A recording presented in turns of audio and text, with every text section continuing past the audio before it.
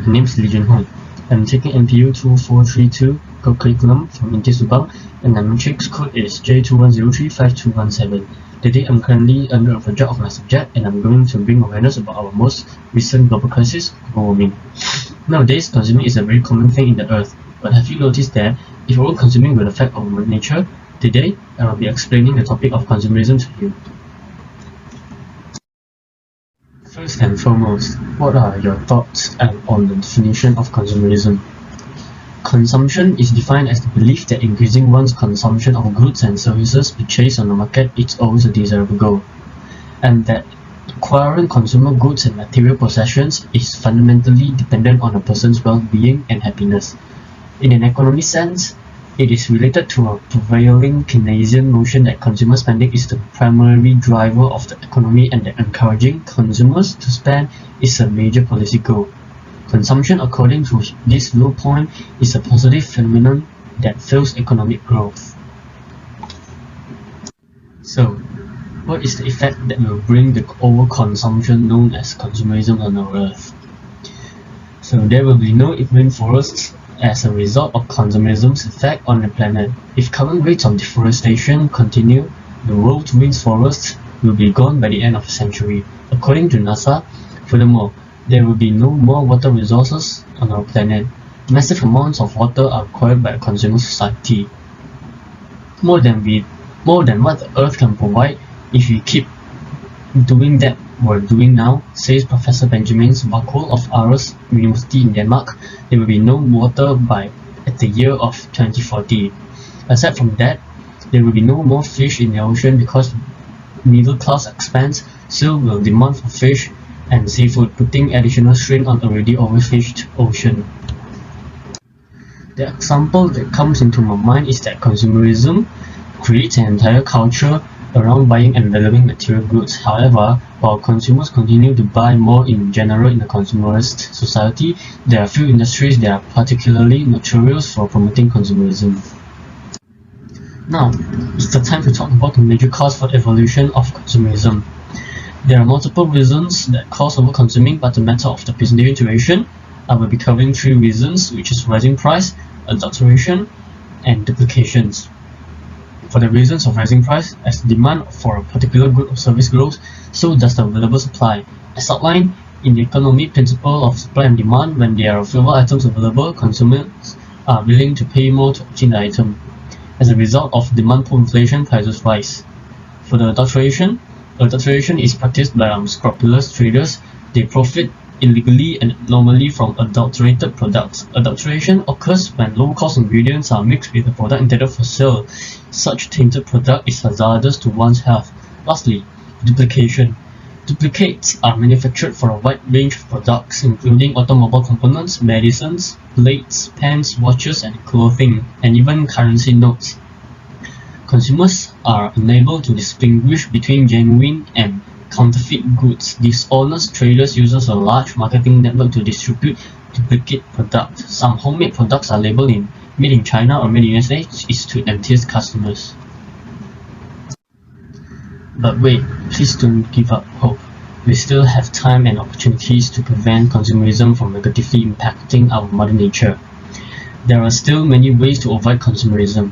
First of all, we should think twice before purchasing something. Consider whether this is a necessary item or product for our lives, and refrain from purchasing items that we may not require on a daily basis. Second, replace quick purchasing with slow purchases. Slowing down your purchasing process gives you mind control over your emotions.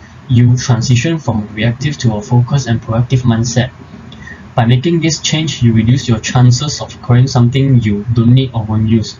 Thirdly, avoid the free trap. Occasionally, it's impossible to avoid freebies, and that's fine. You simply want to break the habit of accepting anything and everything on the basis that it was free. And that's all for my topic, consumerism. Thank you for taking the time to listen to me. Thank you very much.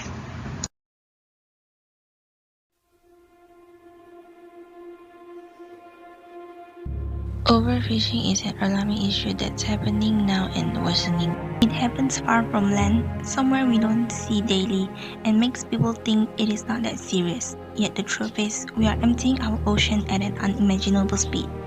We are less likely to connect overfishing with climate change, but they are feeding into one another. Solving climate change without tackling biodiversity loss will be a complete failure.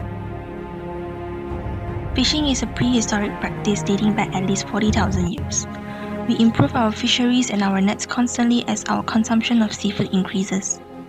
Fishing became an industry and is no longer a question of a family but investment and technology. Seafood has been showing up on our tables every day.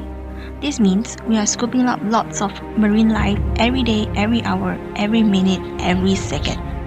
Quality fishing no longer exists as quantity is more important to cope with the demand for seafood. That leads to the invention of deep sea troll, a large net with a funnel-shaped opening like the mouth of the whale shark.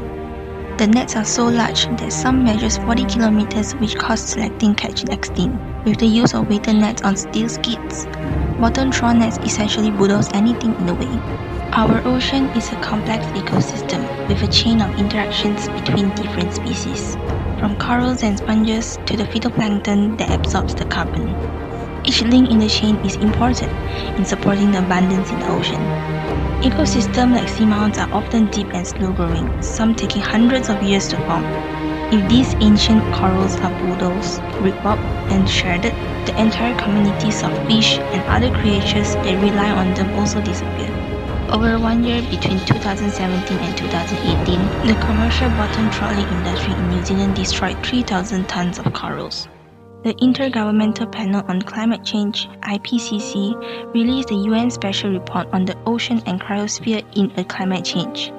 The report, based on an analysis of climate data by hundreds of leading international scientists, is the most comprehensive assessment to date of the current and future impacts of climate change on our oceans and cryosphere. The cryosphere is areas of frozen water and land in icy polar or high mountain region.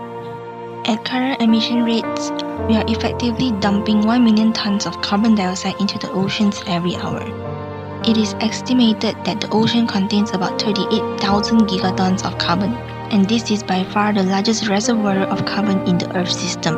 Approximately 6,000 gigatons of carbon also lies in marine sediments. The oceans are thought to have been the only net sink of human carbon dioxide emission over the last 200 years, with terrestrial ecosystem likely to have been a net emitter.